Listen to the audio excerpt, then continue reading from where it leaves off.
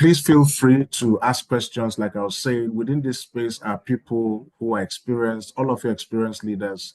You're the ones who run this, you're the ones who gets your hands dirty within, working within that space, your job and all of that. So the experience is in this room. Thank you so much for also believing in us and subscribing. As we grow, we hope to grow with you as well, and then provide all of the benefits that we would love to provide for your school as well. Let's start off by looking at these three quotes. Just before we start looking at these three quotes, can I ask very quickly, everyone, please introduce yourselves in the chat. Just tell us your name and your school and maybe your role as well, so that everybody gets to know who is in the room. Your role, you can be the school head, the proprietor, proprietress, you can be the head of department. Just do an introduction of yourself in the chat, and I'll be reading out some of them. Very quickly, let's do an introduction in the chat. Very quickly, I'm looking for the fastest fingers now. Let's do an introduction in the chat. Fantastic. Boss Adobe, the very fast fingers. Thank you so much, Bomas Academy. Please, can we get more responses in the chat? Let's get more responses in the chat. Miriam, good morning. I am Miriam Mohammed. Yes, my people, my people, my people. Welcome, welcome, welcome. Can we get more responses in the chat, please? Yes, Rosemary Mabu, Kiwe Bomas Academy. Welcome, Rosemary. Utsi, Michael Kiwe Bomas Academy. Welcome. Well, this is Xiaomi. I don't know your name, but this is Xiaomi. Anyway, Yakubu Miriam. Okay, Realty Academy. Can you change your name from Xiaomi to your real name? Abigail, Imang Abigail, Ruby House School. Marian Ibe, Ruby House School. Blessing of Mosso Realty Academy. Fantastic. There are people who haven't said anything in the group, but please write in the chat very quickly so that we can know who is in the room. Fantastic. Welcome, everyone. It's going to be a great day, I think. I know, I hope, and I believe it's going to be a great day. Okay, so let's look at the quotes on the screen, and you can once you've read the quotes, pick anyone you like, and then you can switch on your mic and then tell us why you like that quote. I always like that we start with quotes so that we are inspired a bit, we are challenged a bit, and then we can then think or reflect clearly on our practice. So please, if you read those quotes and you want to speak about any of them, just raise your hand to speak, and then we would allow you to speak. Welcome, Christopher Bomas. Welcome, Florence Franklin from Franklin Comprehensive School. That's Mrs. Florence. Welcome, madam. Can we get any response? Do you like these quotes? What do you like about the quotes? Remember, this is a leadership class, so the response should be faster, quicker, with more energy than if it was a teacher's class. Deshima, you're from where? Okay, can we get responses? What do you think about this quote? Anyone? What do you think about the quotes? Anybody willing to speak to us? Or should I just call names? Oh, font is too small. Wow. That's strange. Okay. So I think what I'll do is I'll probably copy and put in the chat. Let's see if that works. So I'll just drop them in the chat. That's the first one. And then I'll drop the second one as well. I'm sure you'll see my screen. So I'll drop the second one. And so if you go to the chat, you can see the quotes and they're lined up the way they're lined up on the screen. So go for can you see it in the chat? Can you see them in the chats now? Yes, clearly All right. now. Great. So let's make this as interactive as possible. Let's talk. Let's have conversation. No, leadership classes are usually almost very technical and not so easy peasy like you would have with teacher training. So this requires you to think, reflect, and then contribute. So what do we think? Which one resonates with you? Which quote do you like and why? I think the third one, which says a leader takes people where they want to go. A great leader takes people where they don't necessarily want to go, but ought to be. So for me, the leader works with the vision, the big picture, right?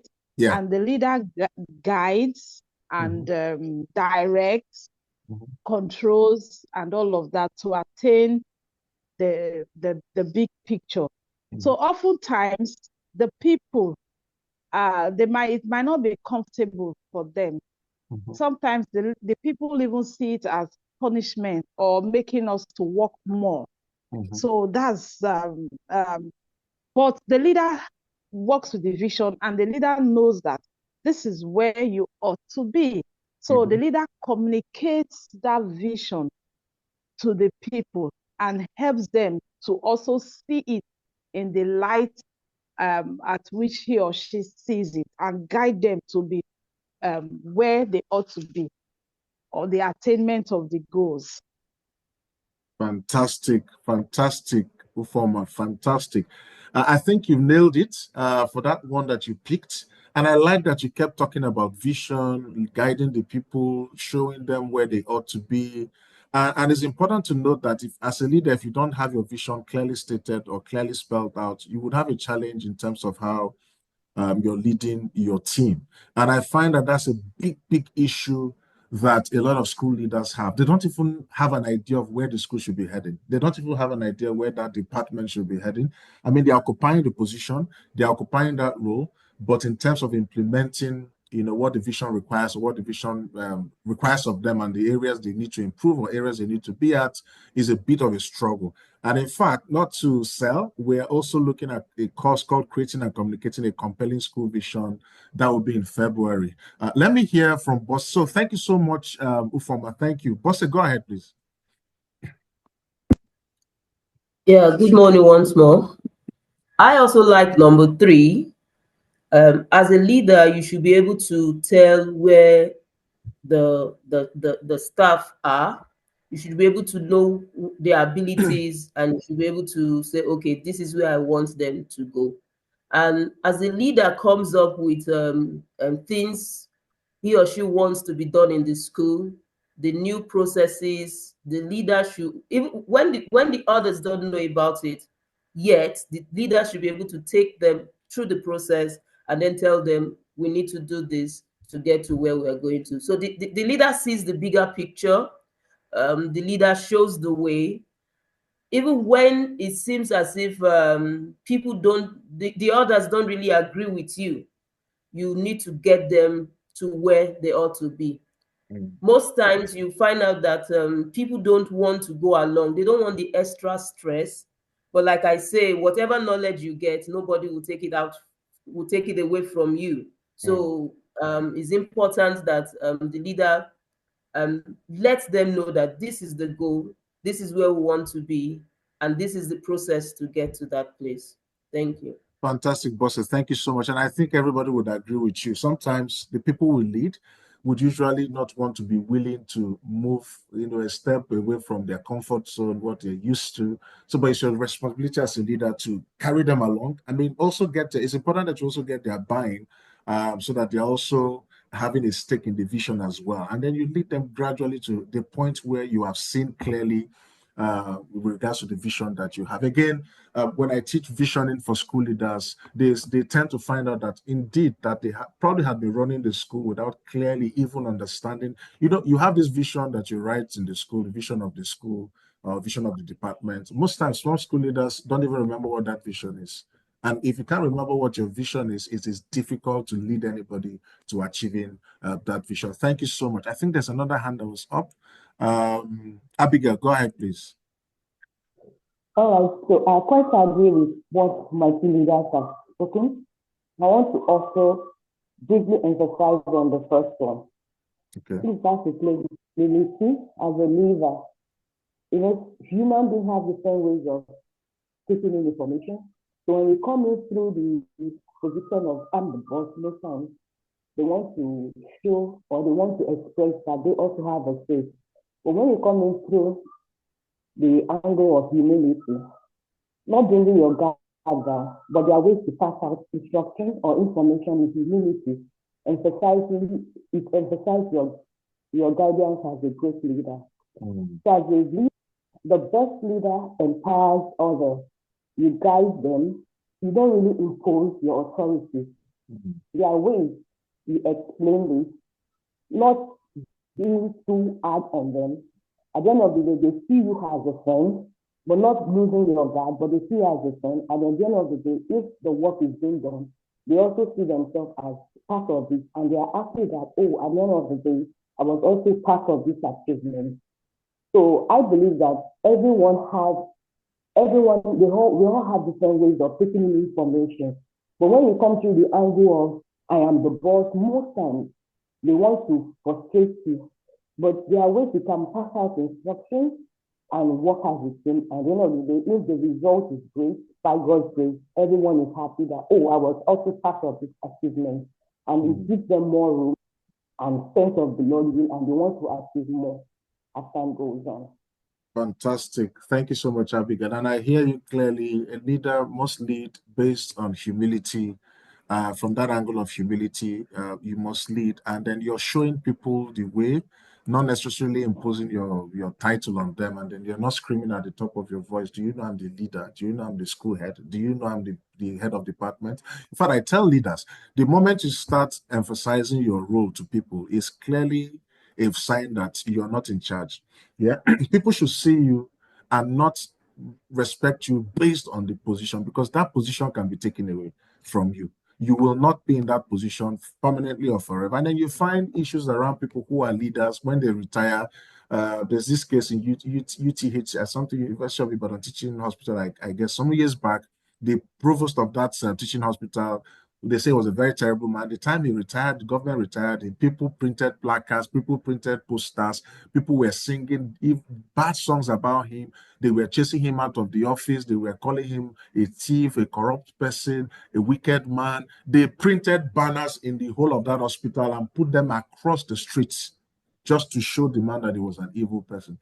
So always remember that you will not be in that position forever. And I tell people, do not lead from a place of title, lead from a place of knowledge, because like Bossa said, what you know, people can never take away from you. Let people think about your leadership role as, if we had her here, if we had him here, he or she will solve this problem for us, rather than, I beg, he too do, she too do. You know, and this is not also saying there needs to be a balance. Actually, this is not also saying that you must cower to people. This is not also saying that you must not be assertive. There's a time you need to be assertive. You must be assertive, because sometimes when you use kid gloves, when you pet people so much, they tend to take advantage of your quietness and that humility that we're speaking about. So there are times when you must find the leadership style or strategy that works and use it. This is not a proper leadership class in terms of the leadership styles and all that. I would have shown you the different styles of leadership where when you need to be assertive, you must be assertive. When you need to be diplomatic, you need to be diplomatic. When you need to be democratic, you need to be democratic.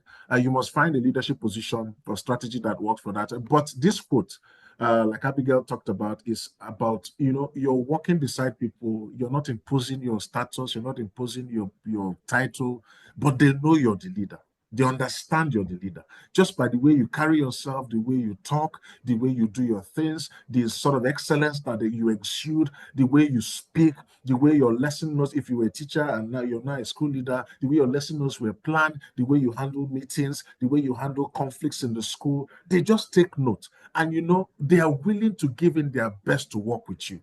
And once the work is done, everybody will say, our work is done. We did it ourselves, forgetting that there was a leader. And at the end of the day, what you want is results. What you want is people saying, indeed, this leader has been effective working with us. Doshima, that will be the last. Doshima, please go ahead.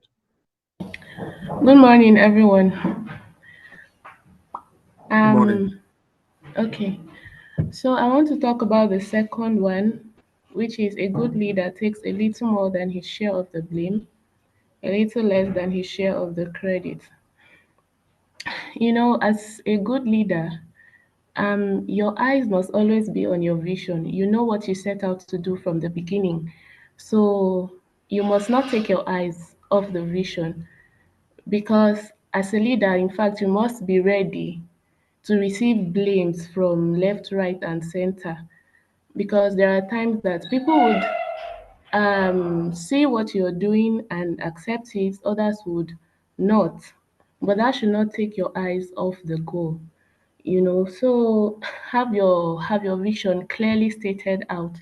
So whether you're receiving credits or receiving blames, your attention remains on the goals. That's just what I wanted to say about that. Joshua, thank you so much. And we hear you loud and clear.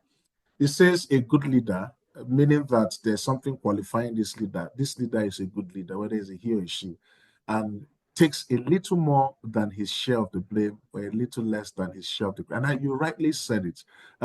Your vision is clear, but you're also taking responsibility for the action of your people. I've seen leaders who, for example, parents are so angry with a particular teacher, they come to school shouting, raising their voice, and the school leaders say, we've been talking to this teacher, he does not hear, he doesn't hear. Maybe parents talk to him, maybe he will hear. No, you can't throw your teacher under the bus like that. You must take. So what I say in that situation is that you can correct, you can rebuke behind, but show love openly. But behind the scene, you can rebuke the person. You can say, for example, dear parent, I take responsibility for this. I mean, I will speak to this teacher. I will speak to the situation. So please give us some time. We're going to manage this. He's not usually like this, or she's not usually like this. And then when those parents leave, you then tell the teacher, you must be a crazy person. Why are you behaving like this? I mean, not in front of other teachers, but one-on-one. That's how you lead people. You don't rebuke them openly and you expect that their confidence will drop completely. And when your teachers know that you quickly throw them under the bus, they will not have any trust where you are. Trust will become a major issue. We're going to talk about trust as we go along. So, and remember, this is about emotional intelligence as well. So any leader who is emotionally intelligent will remember that while I lead this school, while I lead this department, whatever happens in this department, whatever happens in this school, I take the major share of the blame. Because sometimes some leaders will prefer to wait for the credit. Once the school does well, they've won the Lagos State competition or Kaduna State competition or Plateau State competition or whichever state where you are. And then the school leader says, I'm the school leader of that school. We always win the competition. But when they say students in that school are misbehaving, they always suspend them. They are cultists. They are occultic. They do this, they do that. School leaders say, you won't even hear the school leader say, that's my school. Probably take cover somewhere and say, I don't even know what that school is about. But you see, what this is saying is this: you must always remember that you're in charge. And in fact, let me ask a question that I always ask in my leadership classes. How do you know that a tree is dying? Is it from the roots or from the top? How do you know a tree is dying? You see a tree that has been lively and all suddenly starts dying. Where do you notice that it is dying from? Is it the roots or the top? Anybody? I hope we're still here. If you're here, please say, yes, I'm here, so that I'm sure the leaders are here. Fantastic. Some responses are coming. The leaves, the top. Fantastic. Yes, Ukiwe, and yes, from the top, Henry and Abigail. The top, Yakubu Miriam. Yes. Okay, Ukiwe says I'm here. Yes, so you notice, first of all, from the top. So when anything is going wrong anywhere where there's leadership, from the leaves, Ukiwe, yes, from the leaves, people take notice of the leader. Everything rises and falls on the leader. Let me ask a follow-up question. But where this problem that is making this tree die, where's the problem coming from? Is it from the roots or from the top? Anybody? This problem that is making this tree a dead tree, is it coming from the roots or is it coming exactly from the roots? So you find that even though we can't see the roots, but we say the tree is dying, when we come to a school, we notice that there's a problem. It may not be the school leader causing it. It may be a teacher. There's a course in February that we call Leading Difficult Teachers. We're going to run that in February. It could be a teacher, one or two teachers who are causing the problem that is giving the school a bad name, painting the school in a bad picture. But when parents show up, they're not looking for these teachers. They're looking for the school leader. What kind of school are you running? What kind of a principal are you? What kind of a proprietor are you? What kind of a proprietress are you? So the issue is, once there's a challenge, whether it's in a family where you have the husband and wife, when issues arise, there's the husband, the leader. They call the husband the leader of the home. It's the one that people will say there's a problem with the way you're leading the home. There's a problem with the way you're leading your family. So take note that clearly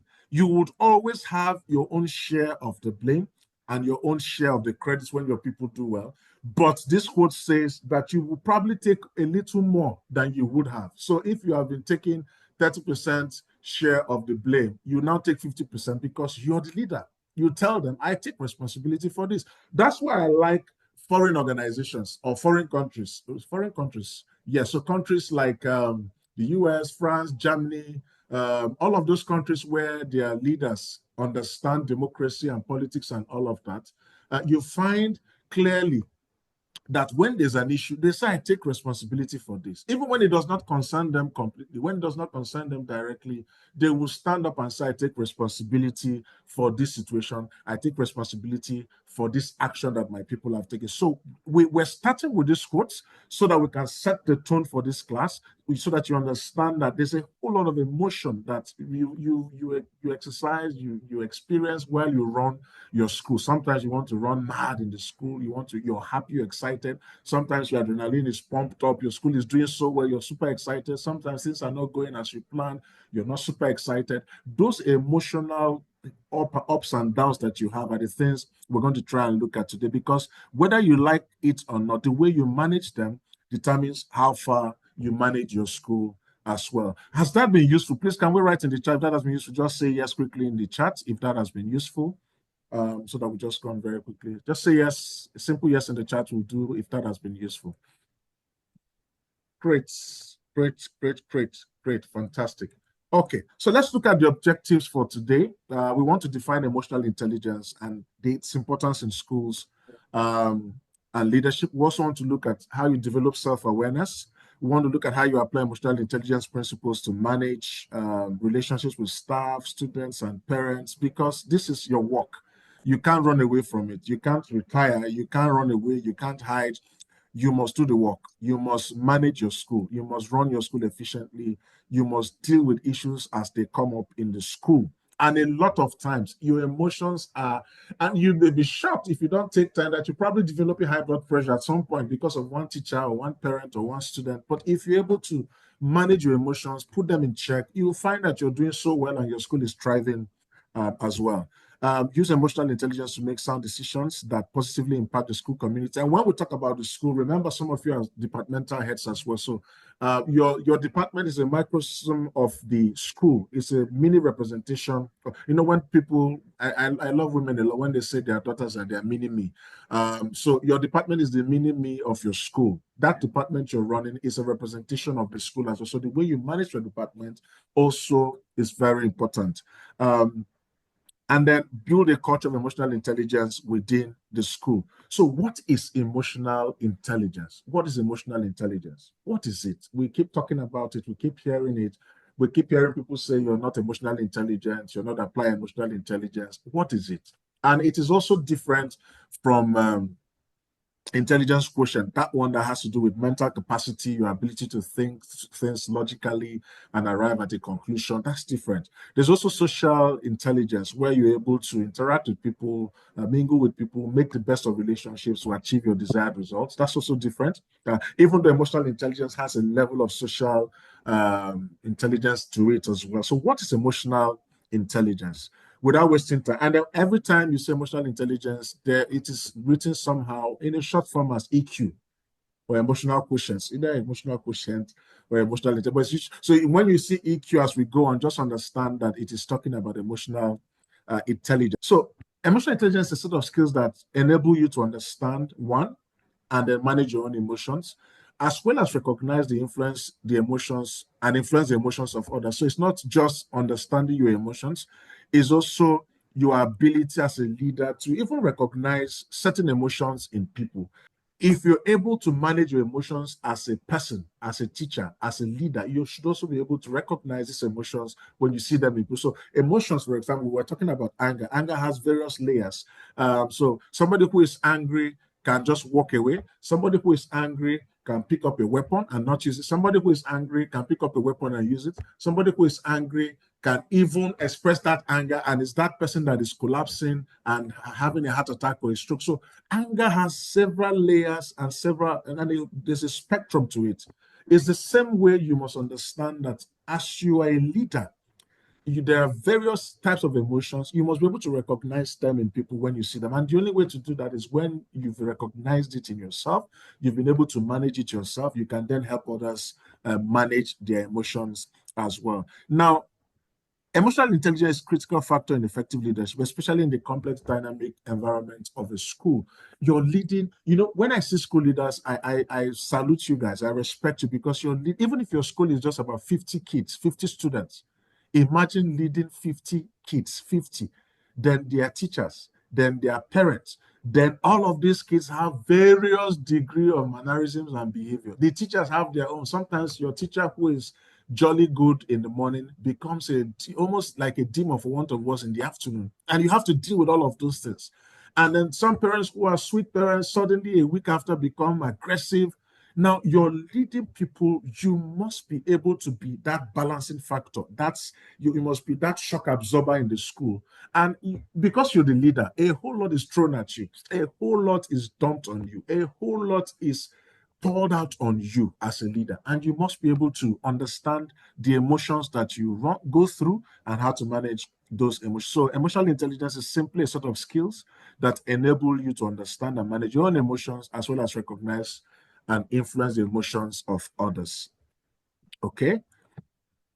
Now, there are 5 key components of emotional intelligence. Actually, there are 4 of them, but for leadership and for school leaders, we've included a 5th one. And we're going to talk through all of these 5. Number 1 is that you must be self-aware. So the 5 key components are self-awareness, self-regulation, social awareness, relationship management, and motivation. You must be self-aware.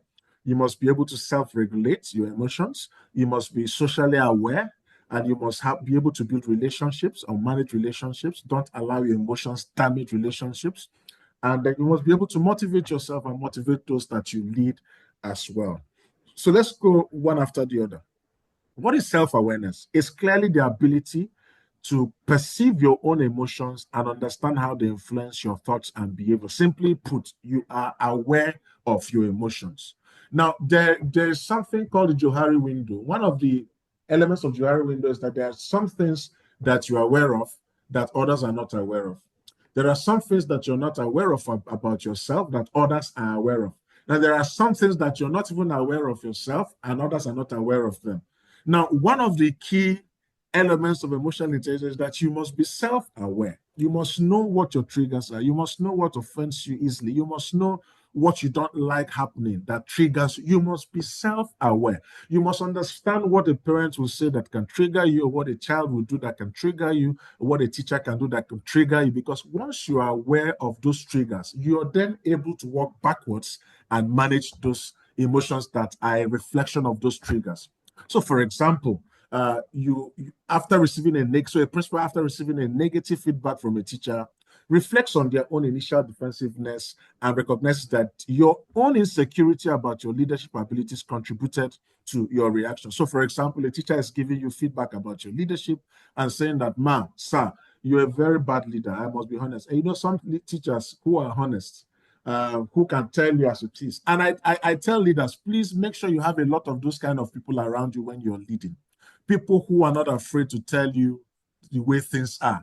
If you have everybody around you telling you what you want to hear, you're going to get into a ditch, and those same people will laugh at you when you fall into a ditch. Always, you may not like them, you may not be close to them at all times, but always have people around you who tell you the truth the way it is. You just know that when you ask Mr. Okiwe, he will tell you as it is. He does not mince words, and he will say it with full respect. All right.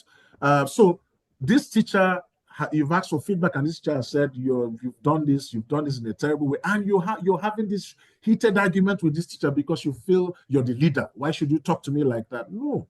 When you then reflect on why you were defensive, it's probably because you feel that the teacher does not respect your leadership, especially if you're thrown into leadership without the proper delegation of the responsibilities and the authority that come. Some people can delegate responsibility to you without the authority to execute the responsibility. Some leaders do that. So you're the head of department, but everybody reports to me. Just manage the department, but anything that has to do with reporting comes to me.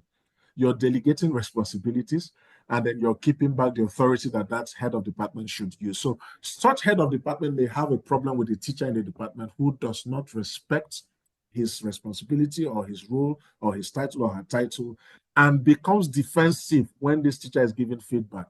But if you reflect, you will find out that it is because you're feeling insecure, you're not too sure about your responsibility and your role, you don't feel that people respect you, that's why you're insecure, and you're always getting into a shouting match just to prove that you're the leader.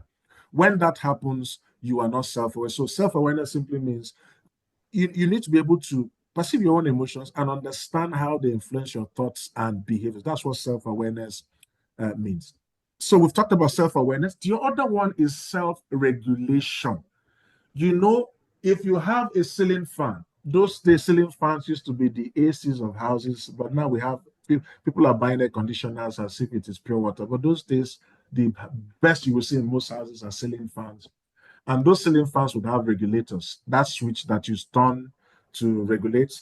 Even though some regulators, will, when they become faulty, 5 starts behaving like 1 and 1 starts behaving like 5. I don't know if you ever noticed it. Those fan regulators, when it gets bad, you switch on to 1, it starts behaving like 5, switch on to 5, starts behaving like 1. But this is saying simply that you must be able to regulate your emotions. You must be able to know when to raise the tempo and reduce the tempo, particularly because you're the leader, particularly because you're the one people look up to, particularly because everything rises and falls on leadership, particularly because the authority and the brand of that school, you're the carrier of that brand, you're the carrier of that authority. So self-regulation is the ability to manage your emotions effectively, particularly in challenging or stressful situations. How do you regulate your emotions when things are stressful, when there's a challenge, when you're running out of money, when some teachers are misbehaving, or teachers are coming late to school, or they are forming cliques? How do you regulate your emotions? Do you go wild? Do you lose it? Do you lose your cool just to prove a point? Or do you have the ability to regulate your emotions? Now, this involves controlling.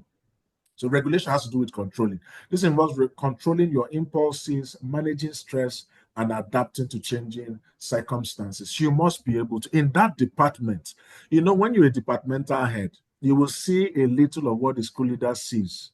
Some very stubborn, difficult teachers. That one there are some that wouldn't agree to the meeting and say, yes, I'll submit my report by Monday. And by Monday afternoon, no report has been submitted. You would have such. How do you manage such people? You must be able to regulate your emotions when dealing with such challenging circumstances. So, for example, a head of school who, when faced with a budget shortfall, you remain calm and you're focused. You're also dealing with problem solving in the school, and the staff don't even know that there's a problem. Instead of reacting with panic and say, hey, what do we do now? If your financial head is Mr. Bassi, no money, what do we do now? How do we do it? And then your teachers are coming to meet you in the office. Please go. We're trying to solve a problem. Please go. Don't even bring that to me. You're clearly not self-regulating.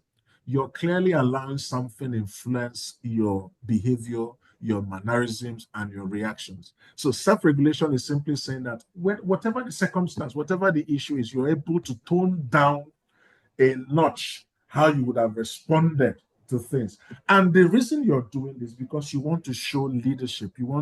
Is leadership easy? No, by all means, it's the hardest thing to do, especially when you're leading people. I mean, you can lead sheep, you can lead goats, you can lead cows, and they will obey you. Just simple commands. In fact, look at those beautiful young Fulani herdsmen, beautiful guys. One of the best people that I deal with. Just a stick, and the cows and the sheep are obeying.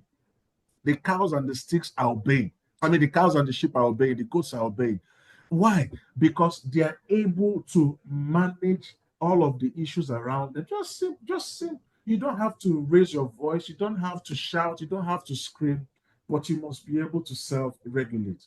I always use them as my analogy when I'm teaching self-regulation. They're just simple. They just you don't hear them shout, but the cows, the animals, they know what to do. They know when to follow. They know when to stop. They know when to pause. They just know what to do per time. And you don't have to be a 50-year-old to lead those animals. You can see a 15-year-old boy, a 10-year-old boy who understands the power of self-regulation leading those animals. So let's go on to the next one, social awareness. Now, you must be able to understand and empathize with the emotions of others. This involves accurately perceiving others' feelings, taking their perspectives, and showing genuine concern for their well-being.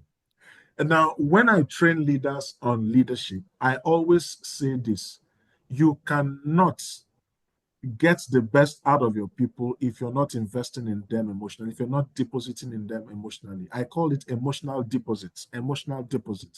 So for example, if you don't have a bank account in GTB, or okay, let's say you have a bank account in GTB and you have a bank account in First Bank, but you're always depositing more in First Bank. You're depositing all your salaries, all the money you get goes to First Bank, and GT Bank, you hardly deposit anything.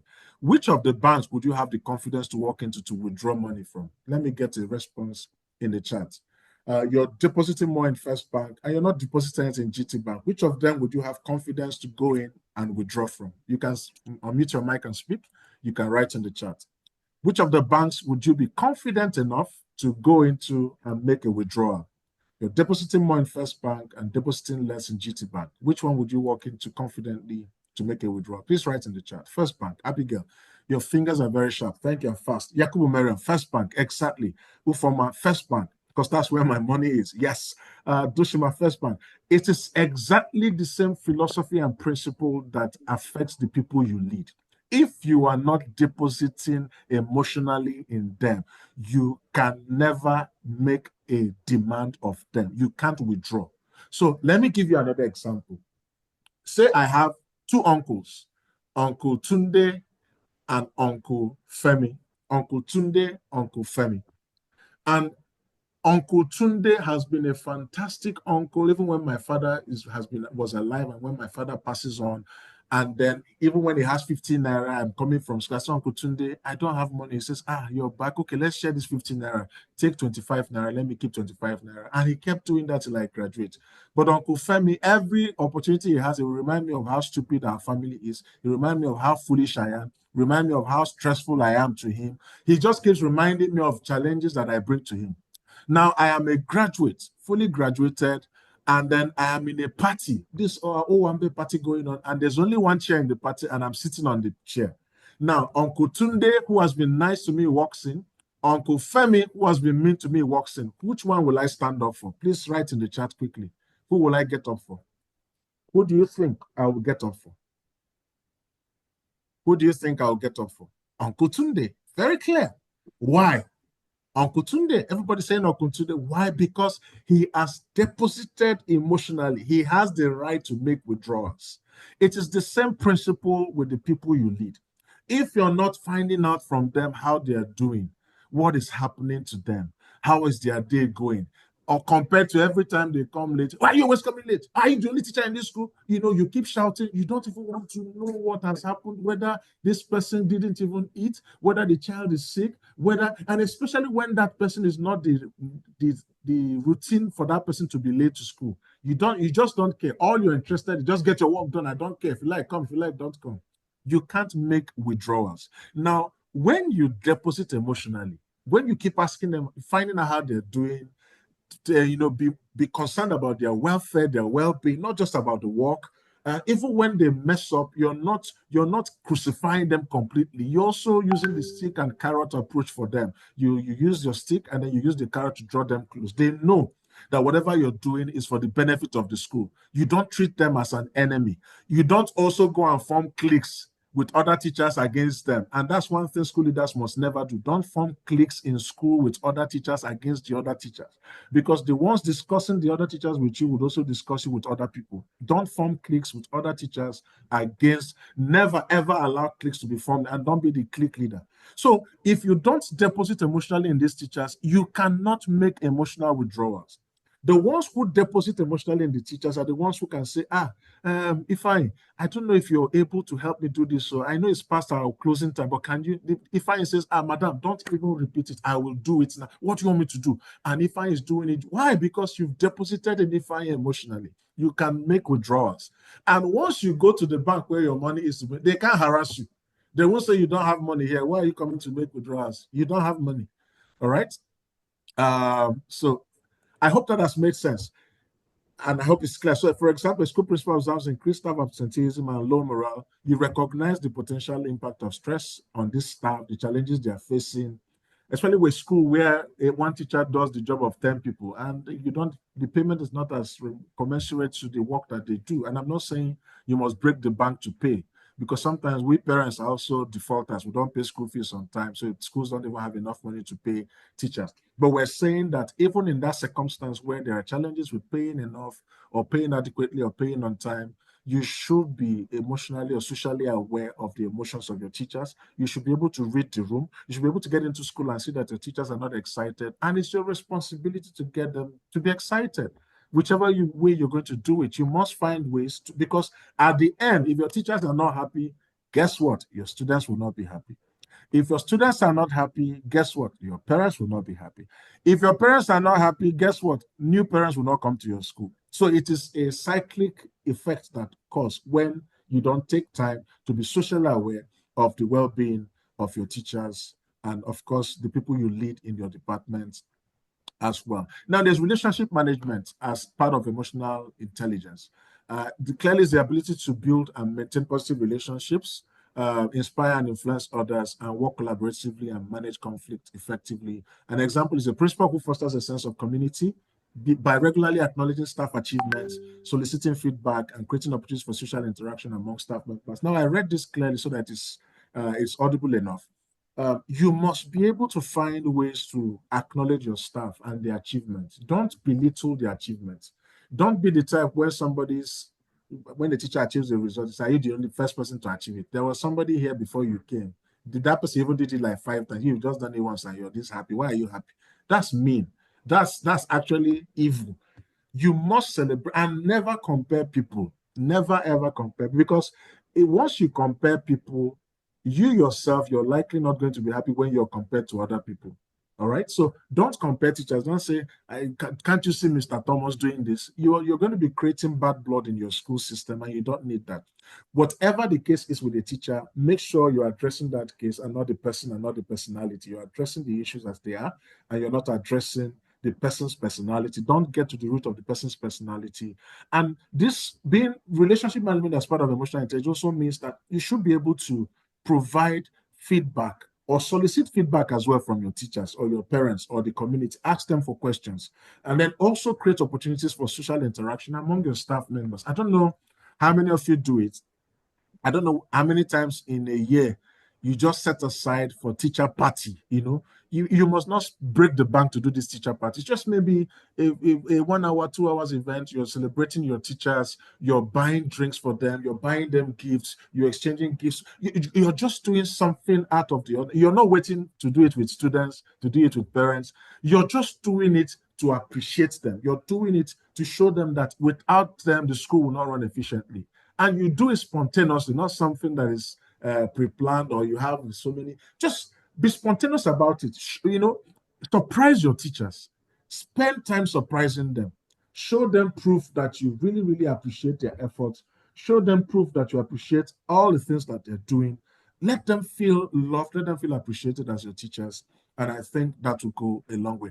Can I ask a question? Any school here, if you do teacher appreciation, can you tell us how you do it? You can unmute your mic and tell us, what do you do? How do you show your teachers appreciation? Please unmute your mic to tell us. Okay. Good. Yeah. Good Who is speaking? Good morning, everyone. This is Ufoma. Ufoma, go ahead, please. Okay. Good morning, everyone. So in our school, we do 5 years appreciation. We buy like household items. Then we also do as in 5 years appreciation. Then we do plaques also, best teacher, we just tag different categories. Most, what's it called now? Effective teacher. Okay. Different, we do plaques.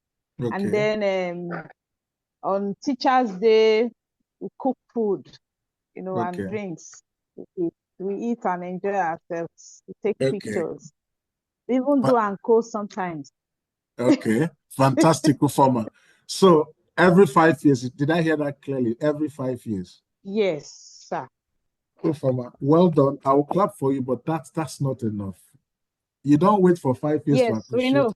But there's a yearly every July that we do. Okay. Yes, but this like we call it like long service, whatever.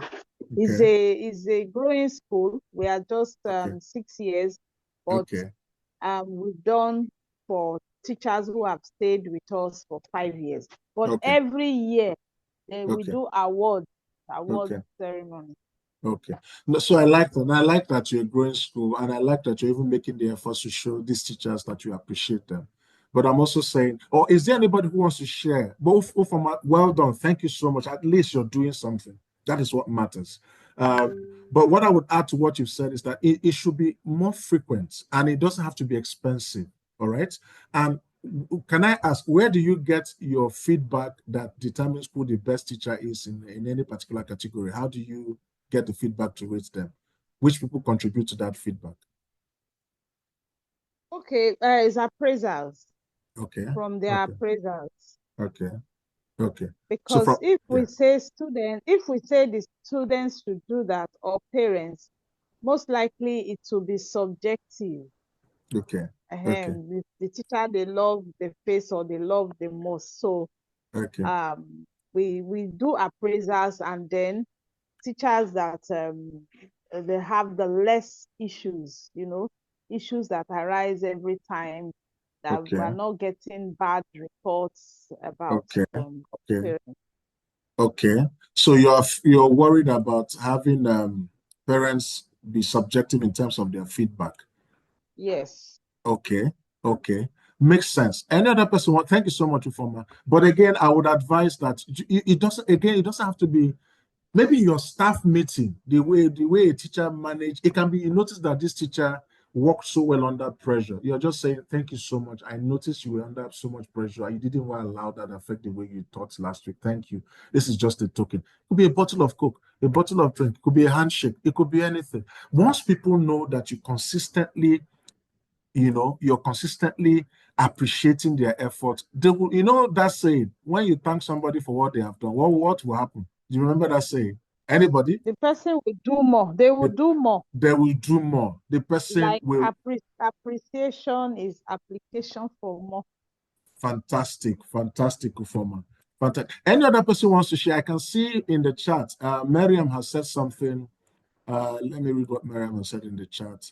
Miriam has said, is that Miriam that wrote that? Where is the chat? Okay, so Miriam has said long service award. Long service award reads like you're the oldest teacher in the system. You've been here with us for so many years. That's fantastic. And there's certificates of achievement, cakes, eat, and dance, and make merry. I like that last part, cakes, eat, and dance. Nothing about school, nothing about lesson plan, nothing about reports. I love that one. But we're going to dance, we're going to make merry. But Miriam, if I can ask you to speak up, what sort of, how many times does this happen in a year? This sort of award and recognition?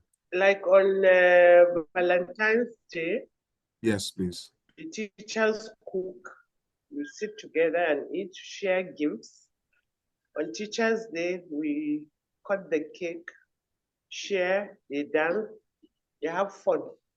Wow. And certificates of award, maybe after open day, the best decorated class, we now at assembly, we give such teachers certificates of award, showing, appreciating them, and the children clap for them. The teachers feel honored. Fantastic. I like such thing. Yes, Mariam, thank you so much. There's a part you spoke about that I love so much. The children clap for them. There's nothing more fulfilling than seeing those children that you're teaching, that you're trying to bring out the best in them, appreciating your efforts at the end of the day. Nothing beats that for any teacher. Thank you so much, Miriam. Abigail says we have organized a beach outing for staff, sometimes in-house celebration. Abigail, this beach one, I know deal, but if that works for your school, that is okay. But the point, I am sure the point is clear. And I find that a lot of schools struggle to say this when I ask them, what do you do for your teachers? It shouldn't be a struggle. These teachers, so there are two layers to the people in your school. And if you don't have those two, your school can never, ever exist. If you don't have students, there won't be any school, even if you have the best teachers. If you don't have teachers and you have students, your school cannot be effective because you need teachers to teach the students. So there needs to be a marrying of these two sets of people for you to say you have a school. The school is not about the heads of department or the principal or the proprietor or proprietress. The school is about teaching and learning. teaching and learning. One spectrum is teachers, the other part of it is students. So teachers are teaching, students are learning, and vice versa, because I always say teachers can learn from students as well. I'm going to play a video that I play for teachers. Some of you have seen that video. So when you say pretend like you've never seen it, while some of you have never seen that video. So the last part of emotional intelligence is motivation. And it shows clearly a passion for your work and a drive to achieve your goals. People will see that passion in you. People will see that you're motivated to work. If you come to school, your teachers are watching you. The students are watching you, whether you like it or not. You can't bamboozle them with your authority. You can't bamboozle them with the perfume. You can't bamboozle them with the clothes. So at the end of the day, what it will boil down to is your mannerisms, your behavior, and how you're motivated in school, how you motivate others. So it will show in your passion. This also involves having a positive outlook. You're not a complainer. When people come to you with challenge, you're not the one complaining. I don't tire too. Now every time people like me, say I'm tired. I'm tired. No. If you're doing that before, you need to correct it. You need to course correct almost immediately. Don't be the one that complains with others, especially if you're the leader. Because they're looking up to you. If the leader says, I don't tire, what can the righteous do? Everybody will be tired. Everybody, you will just immediately infect everybody with the spirit of tiredness or infection of tiredness. Everybody does get, and once the energy in your school is low, you can't achieve anything as a school. All right. So you must be resilient in the face of setbacks. There are setbacks that would happen. Sometimes some schools experience setbacks. So suddenly 10 parents out of 30 have withdrawn their children for no just reason. You just come to school one day and you just see that 10 parents have withdrawn their children. You must be enthusiastic. You must be positive-minded. You must show resilience in the face of those setbacks, because your school leaders, your teachers are watching you. Even in the departments that you lead, if you lead a department, you must not be the one that complains too much, because people are watching you. All right, so let's look at this video, because I am particularly interested in schools setting up appreciation programs for their teachers. You must set appreciation programs for your teachers. You must. Let's watch the video, please.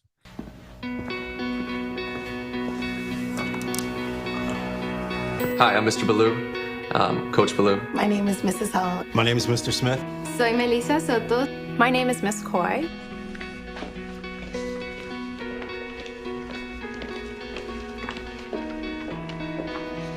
You never turn it off. We become a family, and they are my kids. I've been called a lot of things from the mouths of 10 and 11 and 12-year-olds. I also tell them, sometimes you're in school longer than you're actually at home. Yeah. And I tell them the same thing. I spend more time with you than I spend with my own family. When I get into this space where it's like they're my kids, and then if they make a mistake, which they will do, I get doubtful, like, am I making a difference? You have those times where you kind of wonder, why am I exerting all this energy and this effort? And I did get that doubt sometimes. I don't know any teacher in my life that made a difference in which I go, that was a great lesson. I think about the ones that made a difference to me as a person. And so when they mess up, the perfectionist in me takes it very personal. Give me 1 second. All right.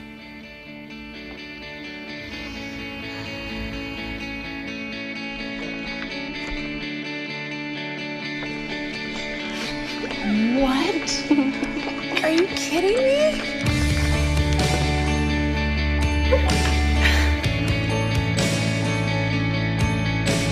Oh, snap. A to the J. Dear Miss Coy, I came into 5th grade as a shy girl who especially struggled with talking in front of people. You took an interest in the things that were important to me, always asking about my family and showing interest in my love for baseball. Because of your teaching, you have inspired me to do whatever my passion is when I grow up. Winning at all costs. That's every coach's motto. What made you more unique was that you didn't care about the wins. You wanted us to be better individuals day by day. I remember whenever I got stuck in a problem and I thought I just couldn't do it, you said, it's not that I couldn't do it, I just couldn't do it yet. Tú eres mi favorito, maestra, pero yo sé que hablas inglés. Thank you for making the past year great, and I can't wait to spend the next 8 months with you.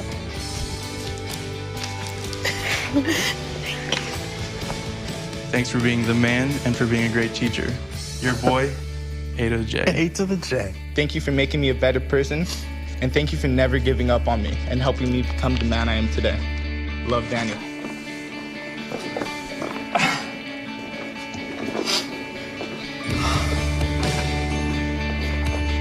Hey, Coach. What's up, Coach? We appreciate your dedication and effort you put towards us. We thank you for not just making us better basketball players, but better men. This is for you. Thank you, Coach.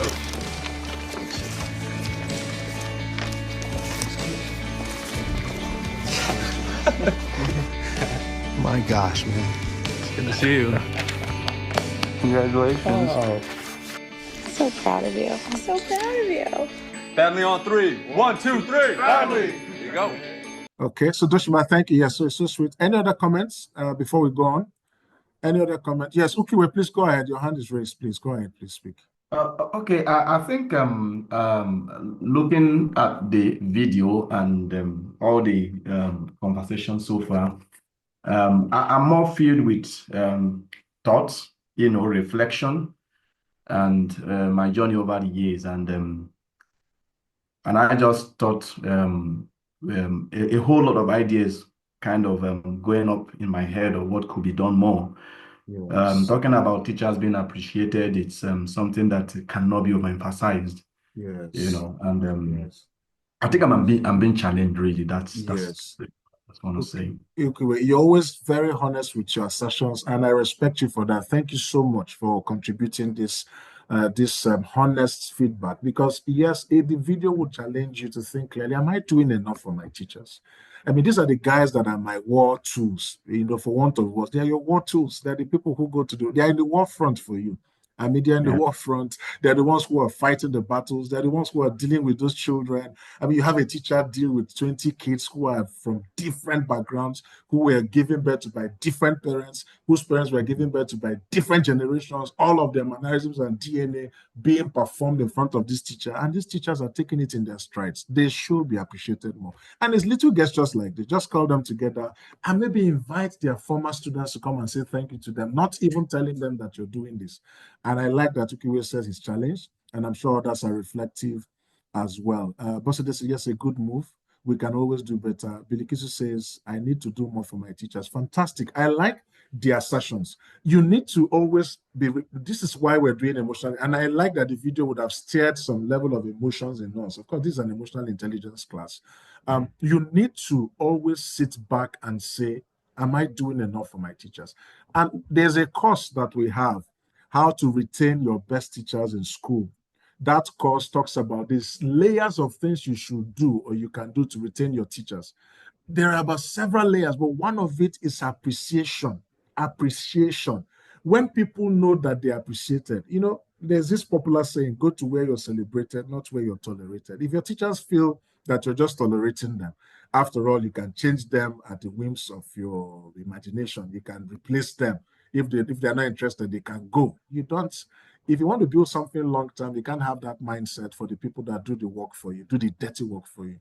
Okay, so I think I've said enough around teacher appreciation. We must do more.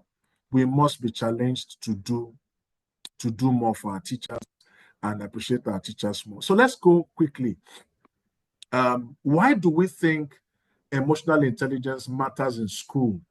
Why do we think? You can write in the chat. Please, let's write quickly. Why do you think emotional intelligence matters in schools? Why is it important that we talk about emotional intelligence, whether for leaders, for teachers, even for parents? Why do we think it matters? Please write in the chat. Some of us are not participating as we should.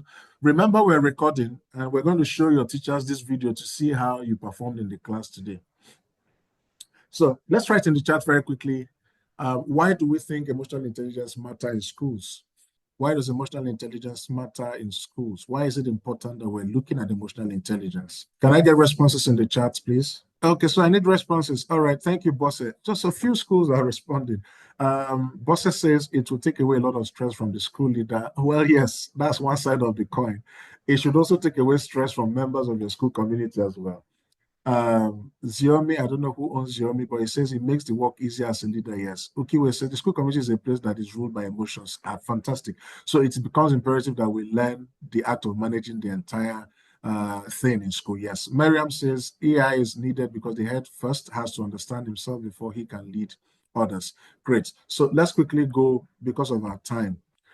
So why does emotional intelligence matter? The first thing is that, okay, I think there's Dushima says important because the people we are dealing with are also emotional beings, so we cannot act like we do not care. Yes, Bilikisu says it brings unity between the teachers and the leaders. Fantastic. Now, why does it matter? It helps with improved school climates. So emotional intelligence contributes to a positive and supportive school environment where students, staff feel safe, respected, and valued. When you come to a school, Uyo Benedicta, you wrote a very long episode and I love it. Emotional intelligence matters a lot to me because in interactions and dealing with people, everyone have their different mood and feelings. We can't deal with everyone the same way. We carry the same approach, so it's key to carry everyone along. Fantastic. Now, when it comes to the school environment, the school leader, I always say you're the weather condition of that school.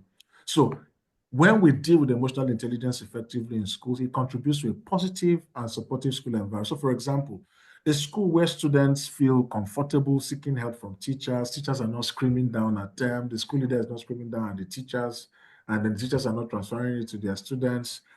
Teachers that are not conflicted, there are no conflicts that are not resolved constructively, so you're resolving conflicts constructively, and then where diversity is celebrated. So for example, students who learn in different ways are celebrated for their own differences, teachers who teach in different ways, so a math teacher in SS1A and a math teacher in SS1B all teach maths, but they teach it differently and their learners learn. We must have a school, Christopher says it helps build stronger relationships. We must have a school where we celebrate diversity and we also resolve conflicts constructively. Now, how does it work? So when a leader models empathy, you're the one who will model empathy. Remember, empathy is putting yourself in the other person's shoes. So if a teacher has issues, has challenges, parents have issues, or your departmental head, your math teacher in your department, or the English teacher in your department has a challenge, you're putting yourself in their shoes to understand what it is that they're going through. When you do that, you're creating a ripple effect through the school. You know what ripple effect? You throw a stone in a pond of water, and then that ripple is just one action, but it has a ripple effect. You're throwing a stone in the pond. The ripple effect is that the water bubbles up to the surface, and it creates a very beautiful imagery that you would want to see. So we want people who understand that emotional intelligence drives the school climate. Number two, you would have teachers' morale increase. So leaders with high emotional intelligence will create a sense of trust. And I keep talking about trust. The moment teachers lose trust where you are as a leader, you've lost control of your school.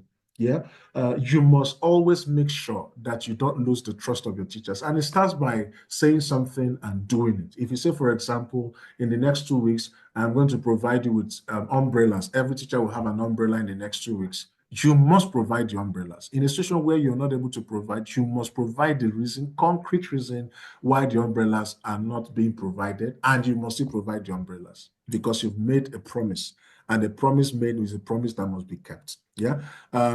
So the school leader has a sense of trust and belonging, or shows a sense of trust and belonging, or creates that in the school.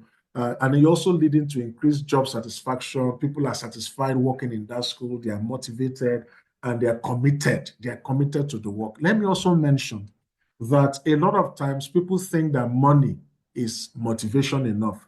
And when I deal with teachers and I tell them, because sometimes I ask teachers, in some of my class, I ask them, why do you teach? I remember a situation in Port Harcourt where we trained over 870 teachers for the British Council then. And then I asked a question during we spent about 3 weeks in Port Harcourt doing those trainings. One of the sessions, I asked the teachers to tell me why they teach. Some said because there was no other option, which is true. Some said to put food on the table, which is true. But a few of them said because they are teaching because they have love for the kids and they have love for the profession, which is the highest form of truth for any teacher who wants to teach. All right. Now, some of them now said that their motivation is money. And I said to them, I said, look, money is never a motivating factor. And I will explain to them. And I said to them, for example, you're paid 50,000 naira now salary. And then that 50,000 naira you can afford to take a room self-contained that is about 300,000 a year. And you drink pure water, you eat, you don't drink bottled water. You warm your food every day to eat because you can't afford to just cook almost every day. And I said to them, the moment your salary is increased to 200,000, guess what? Your desires, that's human nature, your desires, and the insatiable, your desire will increase. Your ancestors will start looking for, that's when you start hearing, as if all the problems in the world just wake up. Because now you want to drink bottled water. Now you don't want to eat food that you want. Now you want to live in a 2.5 bedroom apartment. You don't want to live in a one, because every time you're paid at a level, your challenges would always rise up to equate to that level of salary or payment you're receiving. That's nature, all right? So money is never a motivating factor. And I say to school leaders, a handshake, a thank you, an appreciation, public appreciation. So sometimes you're shouting on them publicly. You should also appreciate them publicly. Public appreciation, or the fact that they mess up and you don't crucify them publicly. You take them to your office and you say, look, why did you behave like this? I don't like. You talk to them humanly.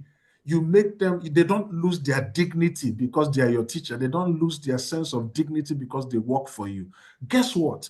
That teacher is likely to even stay longer in your school than a teacher that you've been giving an award almost every time, because they know you appreciate them. Yeah. So how does it work? Very simple. You're demonstrating empathy. You recognize teachers have needs, and you're creating a sense of psychological safety and encourage teachers to perform at their best. Your teachers feel safe in the school environment. So why does EQ matter as well in schools? Students would achieve more. So when your teachers are excited, it will reflect on the learning outcome of your students. When the teachers give in their best, the students will perform at their best. Now, let me also explain something that I found out, because I have kids in school. Your teachers sometimes may give less attention to their work in school and pay more attention to the extracurricular work they do outside of school. They are more committed to that one than they are within the school. They are more interested in going to run the lessons than they are in running lessons within the school. All right. So, but if you're an emotionally intelligent school leader, a head of department, and it reflects in the way you manage your school, manage your department, the students' results will show it. It will clearly show it. Now, there's a research that has been done. I can't remember the researchers now, but it says that a school can never rise above the quality of leadership that it has. Let me say that again. A school, there's a course called Leading Your School with Instructional Leadership. It should happen in March. That we run that course as well. A school will never rise in terms of achievement above the quality of leadership that it has. So the leader is the thermostat of how much a school can achieve, or how much students can achieve as well. So, for example, a school with low disciplinary incidents, high student engagement, and a strong sense of community, people feel loved, people feel welcome, people feel appreciated within the school. And your students, they see the way you treat your teachers, they know if those teachers are appreciated or not. And that's why sometimes those students will say, ask them, what do you want to be when you grow up, when you leave school? They'll tell you the teaching is not part of it too, because they have seen how teachers are being treated. So why does emotional intelligence matter in schools as well? It reduces stress. Somebody said in the chat that it will reduce stress. Once people are not happy, there's a level of stress. The teacher is shouting, the principal is shouting, the parents are shouting, students are shouting, chaotic environment. There will be stress. Again, there's another course we have, and I'm sorry, I'm just repeating this course, but it's important that I mention them, how teachers can manage stress and enjoy their teaching. So, for example, a school with low staff turnover, where teachers report feeling supported and valued, will likely be a productive school. But if you have a school where every term students are meeting a new teacher, there are schools like that. Once the term resumes, once the term starts, is a new maths teacher. The term ends, is another maths teacher. The term resumes, another maths teacher. The students are so tired, they have seen different maths teachers, different style of calculating maths, and then their results are showing that they're not even performing well. Okay, so we're going to do this activity. This is the first breakout room activity that we're going to do. Please read what you have in the chat while I create the breakout rooms. And then I would ask you to take a screenshot as well. So please spend 5 minutes reading what you have on the screen while I create the breakout rooms. Okay, so in terms of emotions and emotional contagion in school, emotions can spread within a school environment, influencing clearly the overall mood and behavior. And especially in your if you're a departmental head as well, or a subject head, The leader can positively or negatively influence the emotional tone of the school. So, for example, a positive contagion. Leaders who exhibit enthusiasm, you're excited, you're optimistic, and then you're calm. Nothing baffles you. You will create a supportive environment and a positive environment. You will. Once you have that enthusiasm about you, no matter the challenge the school is going through, no matter the financial constraint, no matter how many parents are withdrawing, you don't let that wear you down. You will create a positive environment, and it will tell in the way the students, if you get into a school where there's no positivity, there's gossip, backbiting, you will see it even the way the children carry themselves. They don't greet, they are not excited, they are not cheerful, they don't dress neatly, they don't care about their appearance, they just live anyhow. You will see it in those schools. When you get into a school where there's excitement, from the way the children greet you, the way they are running to the field to play, do exercises or sports, the way the parents are even running to, the way the teachers are, you will see a school where there's positivity. You will know. They won't even tell you. And is your school that sort of school? That's the big question. Now, negative contagion. Leaders who express negativity or anxiety or frustration can contribute to a stressful, unproductive environment. You're so negative, always complaining. Yeah. Are you sure the students will pass? Are you sure that teacher is going to do well? Are you sure that economics teacher is hearing? He doesn't hear. She doesn't hear. What sort of English is this English teacher teaching himself? Once you're negative, you will destroy that school environment. So how do you cultivate a positive contagion? Be mindful of your emotional states, express positive emotions, and actively promote a culture of optimism and support as well. All right. So we're not going to do this activity because of that, but let's just go on. So emotional intelligence and then different leadership styles. There are different leadership styles that all leaders must be aware of. But today it's not about those leadership styles. So I'm going to touch a bit on them. There are several leadership styles, and emotional intelligence can manifest differently in those various leadership styles. So let's look at some of those leadership styles. One of them is transformational leadership. This is one of my best leadership styles because it's about transformation. It's clearly about transformation. These sort of leaders are inspiring, they are motivational, and then they help their followers to achieve a shared vision. They're just transformative in the way they operate. They come into a school. So, for example, they come into a school that has been known to be a bad school, has been known to be a dead-end school, and suddenly they transform this school completely.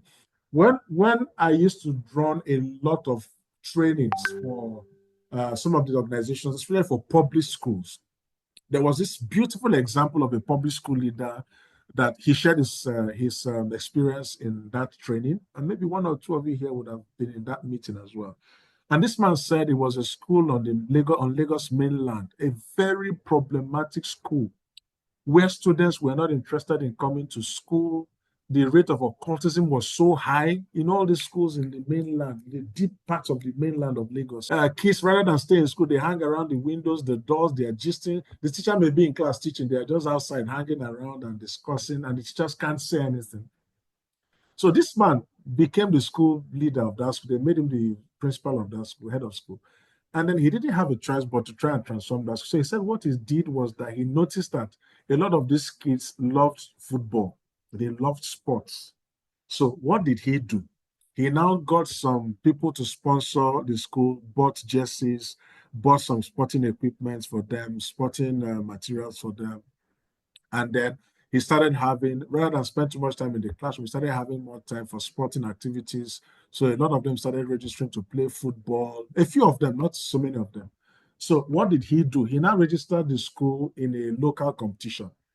These students that he started grooming finally won that competition. Then he registered them for his Lagos State wide school competition, and the students won that competition. And then the school was given about 4 or 5 million naira from World Bank or thereabout. And you know what this man did? He took part of that money and designed a billboard in front of the school and put the image of these guys who won the trophy with their trophy, their football trophy, their jerseys. They were looking so neat. Guess what happened in that school?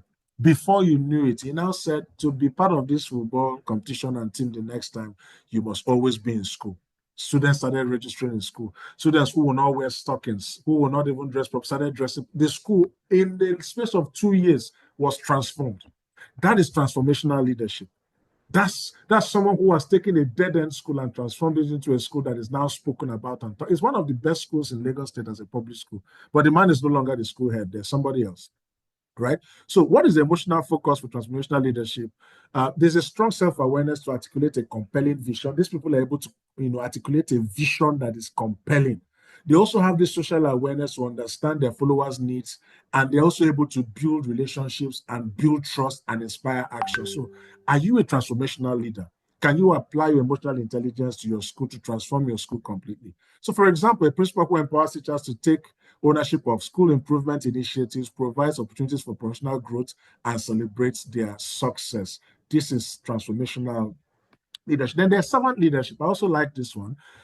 These ones are the people who prioritize the needs of followers and empowering them to grow and succeed. You're not just giving them instructions, you're part of them. They don't see you as the overall boss or gakpata.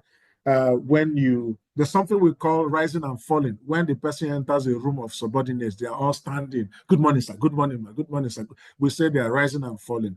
When you show up in school, that's not what happens. When you show up, people are excited. People feel empowered. You're like them. You're like one of them. You don't take yourself away from them. And you notice that this is what was rift with all the prophets of old. They always are within the people that they are leading. You can't tell what the difference is. That is the sort of leader that we want some of you to be. Now, how do you apply emotional intelligence? And what's the emotional intelligence focus? There's a high social awareness, and then you understand your followers' needs. There's strong empathy for servant leadership. Strong empathy, you're supporting their development, and you're also building strong connections and relationship because you behave like one of them. You're in their midst, and when they have meetings, you're there. When they have child education, you're there. When they have events in school, you're there. You're not operating from your office. One of the things I tell school leaders is never lead from your office, lead from the classrooms. Be seen, be visible. That's the only way you can change your school. Don't be dishing out instructions in your office that is air conditioned. No, or spend 80% of the time outside of your office. Do school work, go to some classes. In fact, take some lessons and show the teachers example of how to teach those lessons. That's the role of a leader, and that's the role of a servant leader. So what's the example? A principal who actively listens to teachers' concerns and provides individualized support and creates a culture of collaboration and trust. Then there's this one that I love so much, instructional leadership. This is clearly around driving, teaching, and learning. And I tell teachers that school leaders that their first responsibility as a school leader is to drive teaching and learning and make sure that teaching and learning is improved and does not suffer any setback. All right. So your focus is on teaching and learning. Teaching is happening, learning is happening. And so, for example, I tell teachers that the fact that you're teaching does not equate to students learning. Sometimes students are not even learning while the teacher is teaching. And sometimes learning can take place when the students are at home. They just remember a lesson in the class and they can tie it to a newspaper advert that they see or something that they're hearing in the news. That's when sometimes for them learning has started taking place. All right. So, but your role as a school leader, especially an emotional, intelligent leader, is that you should be able to drive learning and teaching in your school. So what's the emotional intelligence focus?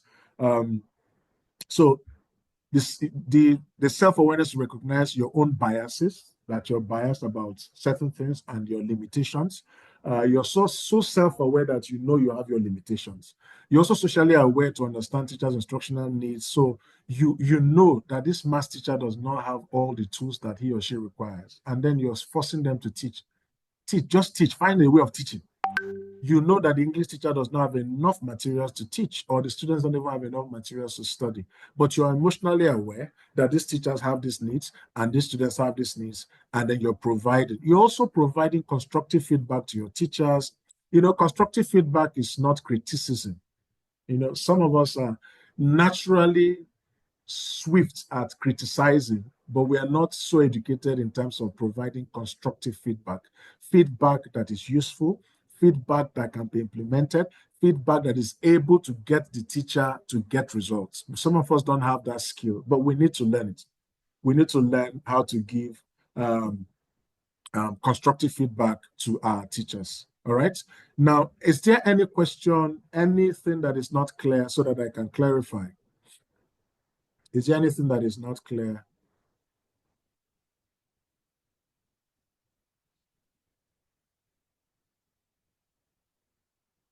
Is there anything that is not clear? If it's clear, please write in the chat and say very clear, and then we can go. Any questions? Yes, no? Very clear. I want to test our own emotional intelligence now. This activity we must do in a breakout room. So I've taken the pen to put it here. It's here now. There's nothing. I'm not going to post anything in the chat. But once you get the breakout room link, first of all, once you get into the room, take the leadership. Somebody should lead the conversation. And I think I'm going to shuffle the breakout because I noticed that some people from the same school were in the same breakout. So I'm going to try and shuffle that when I'm creating the room, or when I create the rooms. Okay, so please look at what you have on the screen. Again, take a screenshot of it. So just confirm that you understand the task and you've taken screenshots. This is what you're doing in your breakout room. So please, somebody must lead the conversation, and then you're going to do a 2-minute presentation when you're back. So somebody take screenshot taking. Thank you. Please, every other person taking. Fantastic. So when you get into your breakout rooms, please, somebody take responsibility because you're going to do a few minutes presentation, please. So all rooms are now opened. We have 10 minutes for this exercise, just 10 minutes. Please, if you're back, just write in the chat and say I am back. Write in the chat, say I am back, and then we'll continue. Great. Ukiyo is back, Uyo is back, Marian is back, Blessing is back, Mamu is back, Henry is back, Marian, Bosse, Abigail, great. Okay, so let's take feedback from each group, and then once we're done, we'll start wrapping up for the day. So let's start with Sunflower Group. Please tell us how you tackle this activity and then your reasons behind your decisions. Sunflower Group, please. Yes. Okay, so this is Doshima speaking for Sunflower Group. For the scenario presented, we chose transformational leadership style. Okay. And we chose that because following the definition given, transformational leadership is inspiring and motivating followers to achieve a shared vision. Mm-hmm. Now, if we go back to the scenario, the leader has a vision that he or she needs to be achieved. Like we said in the group, the leader must have done the due diligence of testing this particular vision to see that it is effective. It could probably make the work of the staff easier and make learning also easy for the students. So before bringing it to these people, and then if just one person is being resistant to this new program, I think what the leader should do is exercise patience with this person, first of all. Also, put this particular person through the process. Like let's him or her see the effectiveness of this new style. Make the person understand that this thing is really effective and it will work. So the first thing to do is to exercise patience. If possible, secondly, come with evidence. Present this evidence before this person. This thing has been tried and it worked, and it works.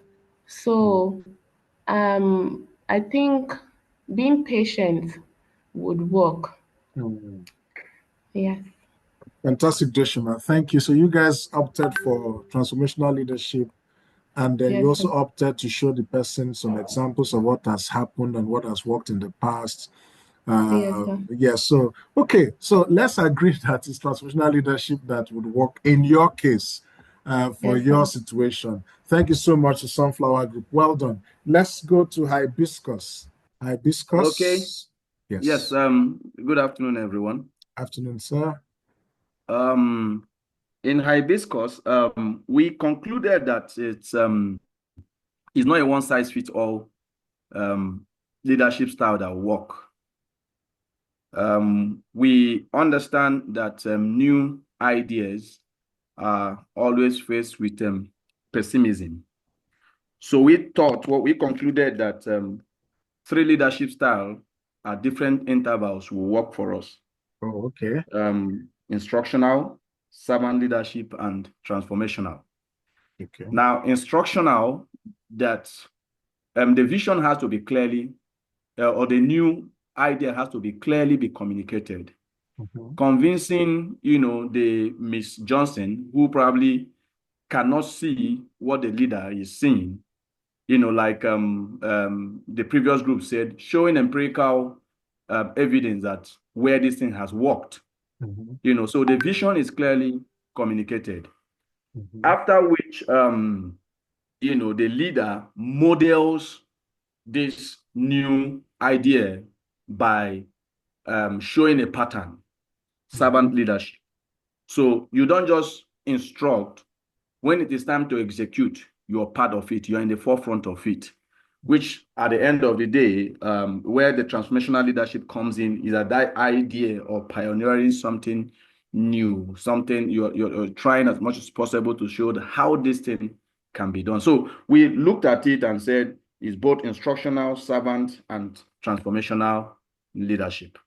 Wow, I like the analogy you guys have given, Hibiscus, and I like that you said that I think the situation will determine which leadership style you need to apply. Because you can apply one and may not get the result you want. You can apply the second and the third and then get the result you're looking for. At the end of the day, you want this person to be on your side. And then you want to be able to achieve this vision that you have about the new reading program. So I think, yes, again, all people apply different styles to different situations. But yes, so if this group says that the 3 leadership styles must be used and should be used, maybe interchangeably or at the same time to achieve this result, I will tend to agree with you as well. Thank you so much for that fantastic presentation. Thank you. Lily. Okay, for Lily, though we started by people talking and saying transformational, but we feel that the best approach will be instructional leadership. Okay. Instructional leadership talks about improving teaching and learning. For you have seen what is happening in the school. It's possible that you've noticed that the children are not reading at the rate at which they're supposed to. And then I'm sure complaints are coming in, and then you know that this is what needs to be done. Now, the first reason Ms. Johnson is giving is that it is too complicated, and that is the main thing that is driving her away from it. She has not tried it. So you know what the goal is for this program. You know what you want to achieve. So you need to create a culture of learning. We need to come with a situation where we have to collaborate. So you might need to model this teaching style, because if you're not careful, someone said you need to be patient. In this kind of scenario, you cannot be patient because other teachers are being influenced by negativity. And when that thing spreads, your patience won't help you.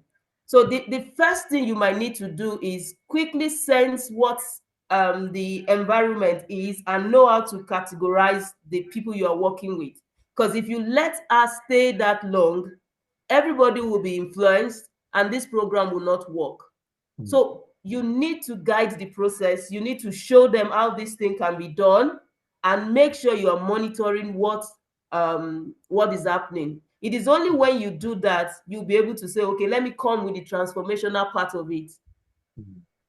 Trying to take them beyond what they already know. They must agree before you can take them to beyond what they already know. So isolate that teacher, show the others that this can be done, and then make sure the interaction is something that is collaborative. We need to do this together. Thank you. Wow, Lily. So, if we had time, I would have said we should counter each other's presentation, but we don't have that time. But Lily, I hear you guys clearly, but this is clearly a question about instruction or instructional leadership. It's about teaching and learning. So you start off with instructional leadership, and then being patient may not cut it here, because your patience may wear out if that teacher persistently refuses to do what is expected of he or she. And I think it's Ms. Johnson, teacher here is Ms. Johnson. Because this person is experienced. You don't want that person to influence other teachers who are just joining the system, who would then be looking up to her as an example or a role model. And then she's taking this stance that she's taking, thereby influencing the opportunities that you have to change that school environment, or even introduce this your new reading program. She will just put a bit of clog in the wheel for you there. So patience may not work. But again, you then said after institutional leadership, you can then start looking at transformational leadership. But I didn't hear you talk about servant leadership as well. So yes, you know, we have all said what would work for us in our situations. But please take note that leadership is situational. And then it also requires different leadership styles for different situations. But you must also understand your context and your culture.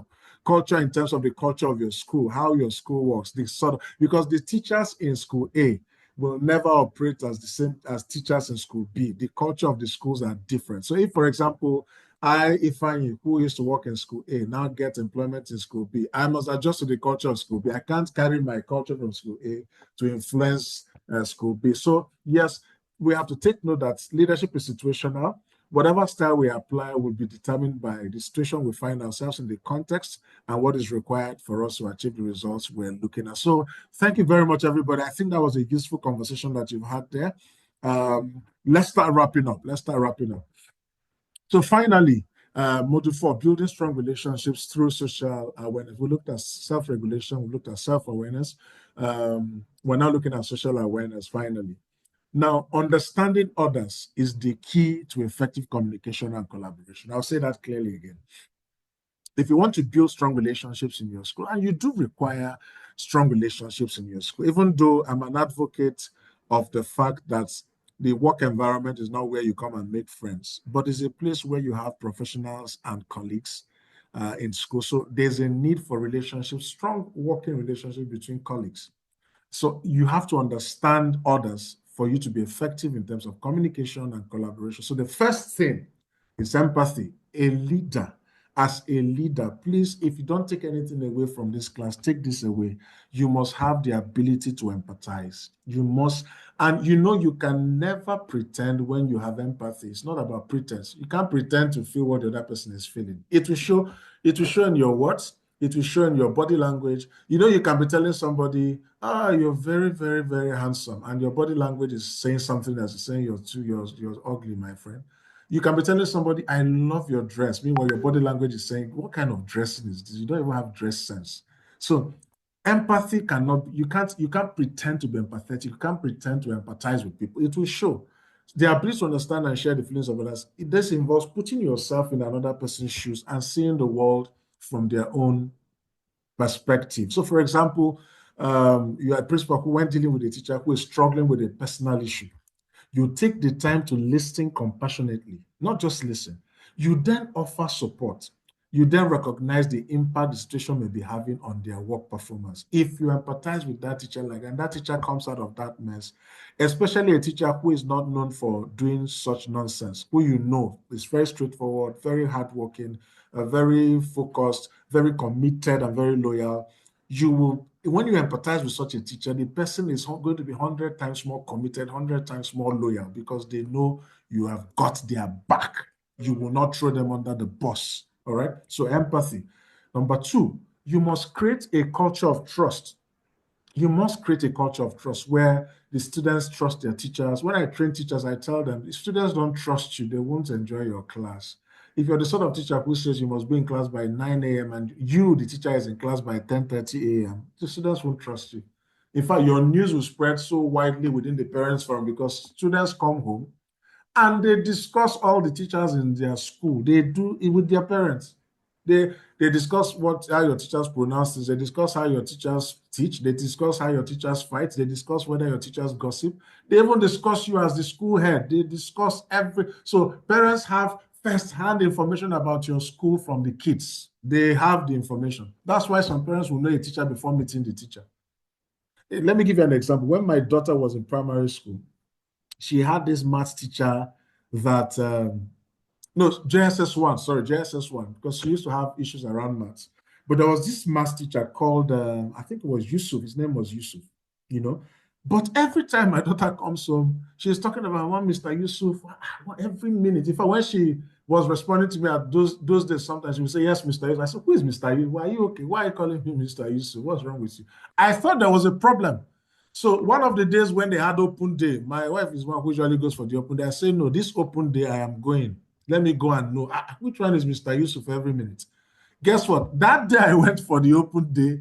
We had about 5 other male parents, male husbands or men who came for the open day as well. And guess what? We were all looking for who this Mr. Yusuf was. It turns out that the guy is a fantastic maths teacher. All the students were always talking about him, raving about him. So the students trust him. It's the same way as a school leader, you must create an environment of trust. People should trust you. You say we're doing this and you do it. You say you're increasing salaries, you increase it. You say you're going to promote, you promote. Whatever you say you will do, you do it.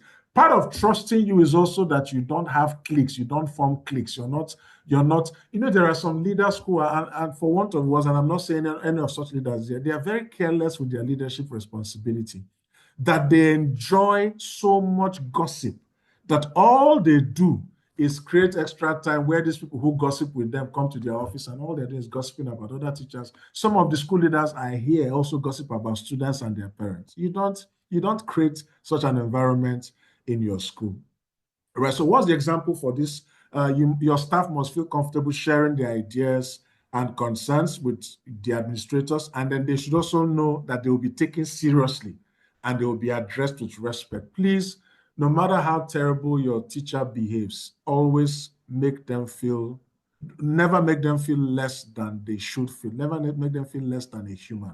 No matter what they do, no matter their behavior, no matter the circumstance, let your words not water them down to the point where they doubt themselves. Don't ever do that to a human. People will never, ever forget how you made them feel. They will never. It's not about payment. It's not about, but how you made them feel would always resonate in their minds. All right. Number 3, non-verbal cues. So you also need to pay attention to your body language. I've said that before, your tone of voice, because they can convey more than your words. You can be saying, for example, okay, I hear you. What you're saying makes sense. And okay, I hear you. Okay, you have said it. Okay, it makes sense. I've heard you.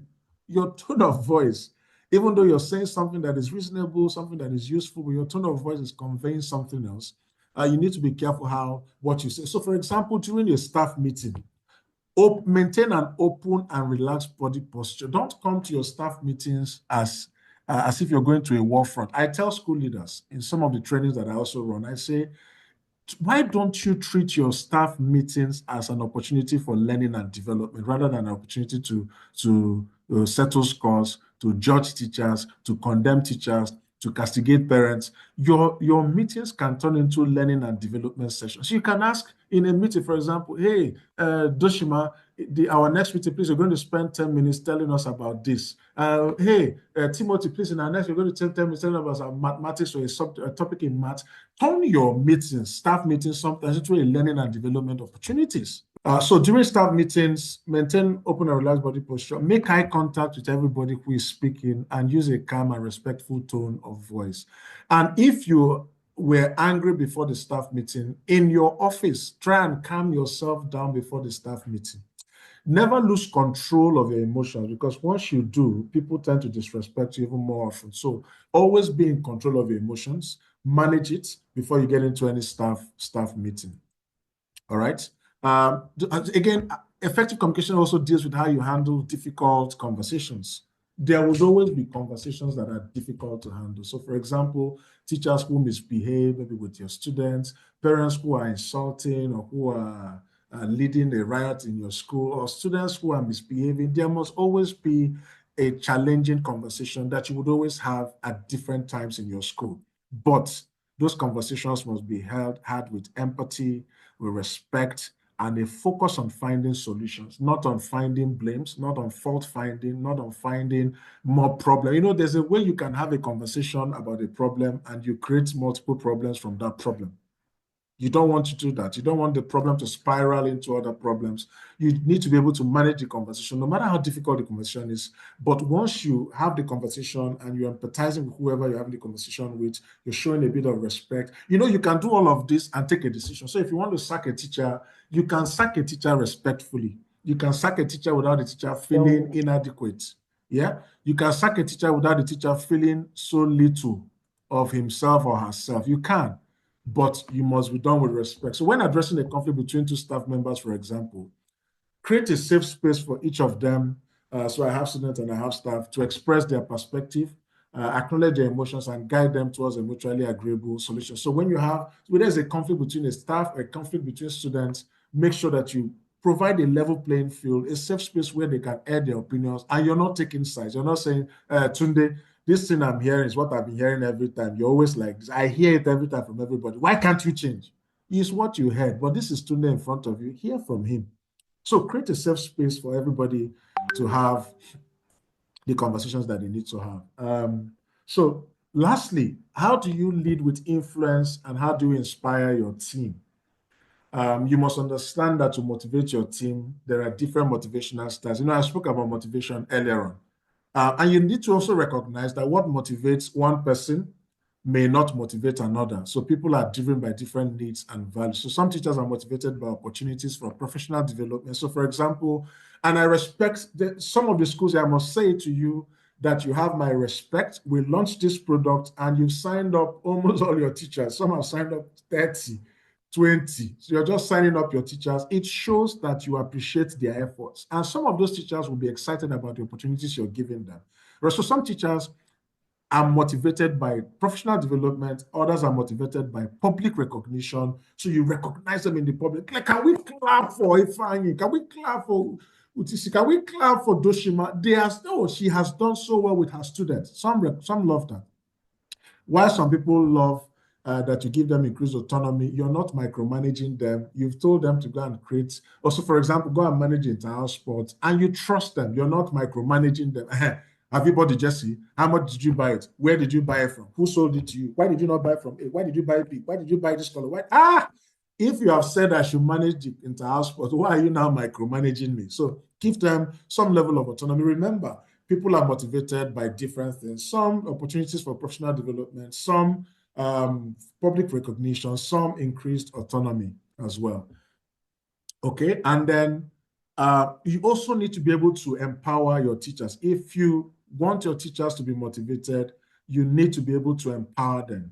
And that means delegating effectively and providing opportunities for professional growth as well. Sometimes when you delegate, why do we use delegate effectively and not just delegate? I've said it at the beginning. Some people would rather delegate the responsibility and keep the authority, especially if there's some rewards to that role, maybe financial reward, money is to be made, or there's a recognition for that role. Some people will delegate the responsibility and then keep the authority. To delegate effectively, just delegate both the responsibility and the authority that goes with that role. Now, also learn to involve your teachers in decision-making processes. Let them take ownership of some decisions. Don't just change the positions of some classrooms without involving the teachers and telling them why you are changing the position of the classroom. They need to be carried along. They need to be carried along. And then support their pursuit of professional development goals as well. In terms of conflict resolution, you also need to learn to build consensus as an emotionally intelligent leader. So if you're leading your department or your school with emotional intelligence, there will be conflict, but you must use emotional intelligence to mediate disagreements and find mutually beneficial solutions. So for example, if two teachers, like I've said before, are experiencing conflict, you have to facilitate a conversation, but you must focus on active listening. You must listen actively. Active listening means you're paying attention to what is said and you're not distracted. You're not typing on your laptop and say, be speaking, I'm listening to you while you're typing. You can't be doing two things at the same time. You can't be typing on your laptop and be listening to a heated argument or conversation that is going on. So give them undisrupted attention, uninterrupted attention, and then show empathy and help them find common ground. Okay, and then you must also, this is very key, while you are developing your own emotional intelligence, you must be able to develop the emotional intelligence of others as well. All right. You must also be able to develop the emotional intelligence of others as well. So, for example, you can foster emotional development in your staff through coaching. You can coach. So after you finish this course, you can coach your staff, and they need to be emotionally intelligent. Those of you who've attended or your staff attended the emotionally intelligent teacher, you can use that as a basis for coaching. You can also provide professional development or even mentorship for them as well. So because your teachers are also having emotional challenges, some of them come from families where, for example, if they're married, maybe the husband is not responsible or the wife is not responsible, or there's family pressure, mother needs to be taken care of medically, or the children, they have several issues affecting their emotions. You must be able to mentor and provide sort of coaching and guidance for them as well. Not just having a transactional relationship. Okay, go and teach, I'll pay your salary at the end of the month. No. School must be seen as an environment where people feel empowered and respected. All right. So provide opportunities for your teachers to attend workshop on emotional intelligence if you cannot coach them and you cannot find individual coaching, and then create a culture where emotional awareness and self-reflection are valued as well. Wow. We have come to the end of this class suddenly. Has it been useful? Please say yes in the chat. Are there questions? Let me take your questions. Anything that is not clear, let's tackle it now before we say goodbyes. Please ask your questions. And if it has been clear, please write in the chat that it has been clear. Oh, thank you, Uyos. It's very useful. Bosek, please go ahead. I think we need to look at that first breakout session that didn't work for us, even if it's just to run through it. Okay. And maybe we'll get some ideas from it. I think so. Okay, so let's, does everybody, do you agree with Bosse? I think I agree.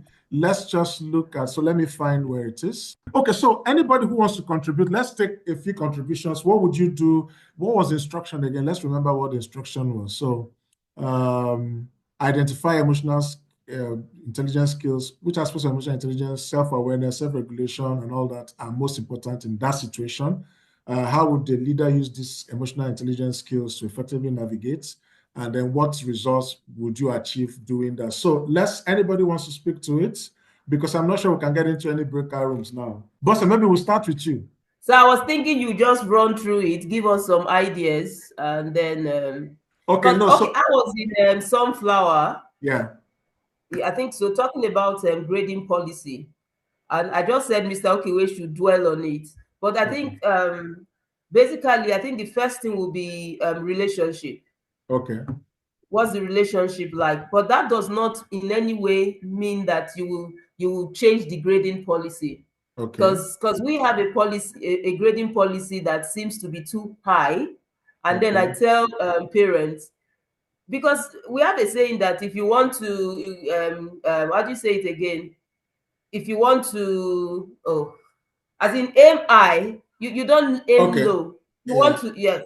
If you want to hit the stars, if you want to hit the sky, aim for the stars. So we don't want a situation where because we want to please you, we'll say 50 is a pass mark. 60 in our school, most times you just get an F.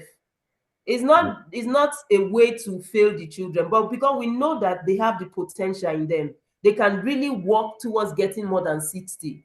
So we don't want a situation where you just say, okay, 40 is pass mark. No, let the children know that they can do this thing. That's what we are trying to say. So it's not for you to look at the F in quotes, but you tell your child, you know you can do this. You know you can do this. The more we tell them, I think they know they can do it. So that's my take on grading policy, really. Okay, so let's stay on what you said, Bosse. Let's stay on grading policy. Remember, emotional intelligence is about 4 elements or 5 elements. Self-awareness, which is not what this is about. Clearly, you talked about relationship management, but I also think another emotional intelligence strategy that should come in here is social awareness as well. Understanding the sort of parents you have. Have you been able to do so did you communicate this prior to when you started using this grading system? And was the communication accepted? Did parents buy into it, or you just forced it on them and say, this is our school, this is our policy?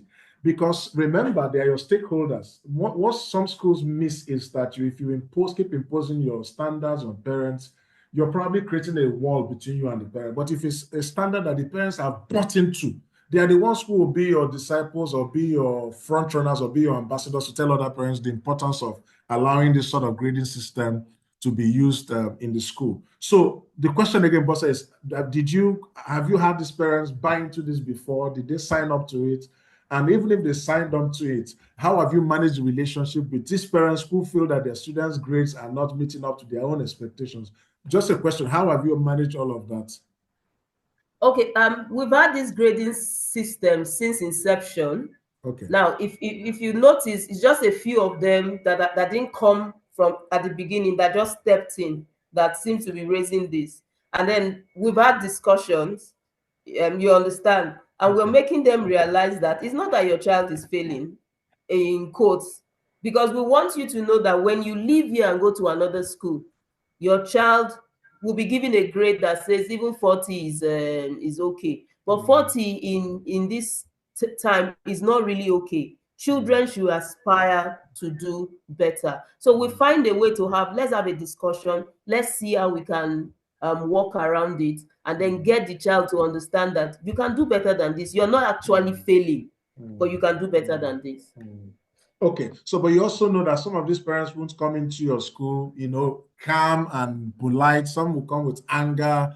They will come with frustration, probably maybe screaming on top of their voice. Why would my child be failing? So you notice that it probably will go beyond relationship management. It may also require that you're self-regulating so that you don't get into a heated argument or debate with them. So there's quite a lot of intrigues in this, and all of the emotional intelligence components that you must have come into play, whichever situation you find yourself in. So I like that you said you communicate with the parents, they know, but that communication must be constantly in their faces, in the report cards, in the notes you send to parents, in your communication with them.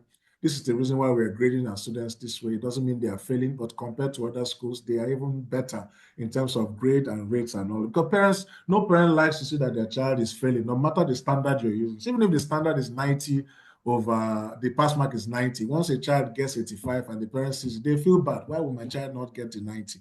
All right, so it's the same reaction you will get across board. But thank you so much for sharing. Any other, do we want to look at any other one? A teacher is constantly late to class and unprepared. How would you address the situation with empathy while maintaining accountability? Anybody wants to share on that? And I think we'll wrap up with that one. Anybody wants to share? So again, I think this one, maybe not waste our time and energy. Again, you must look at, so if a teacher is constantly late and you're the school leader, there's a tendency, if you don't self-regulate your emotions, you probably get angry with them. You probably show that anger in the way you're speaking, in the way you're carrying yourself around them. So that means you would require to be able to self-regulate as well. And it also means that you also need to be self-aware. If this teacher's behavior is a triggering event for you, then you must step out of this situation so that you're not triggered in front of the teacher, and then you're managing it effectively. You also need to build relationship with this teacher. I mean, maybe you're not close to this teacher, certain things need to happen. Maybe you need to show empathy, except if this teacher is a chronic latecomer.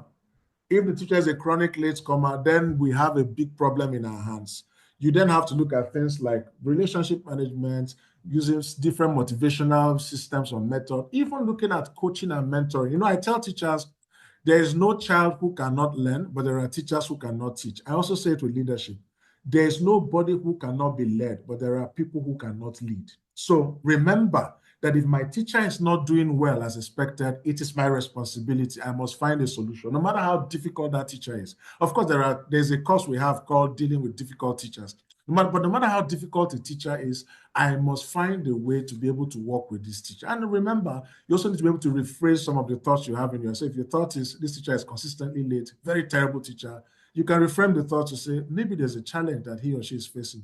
Maybe the salary is not enough in terms of transportation. Maybe where he or she lives is far off. Maybe something has happened, something happens. Once you can rephrase your thoughts, you're able then to manage some of these emotions more importantly. I don't know, has that been useful so far? Yeah, it's okay. It's okay. Are you sure? Yes, very sure, sir. Okay, great. So fantastic. So please, everybody, you can leave a note in the chat. You can unmute your mic to say thank you if you think it was useful. But before then, this is me saying thank you again to all the school leaders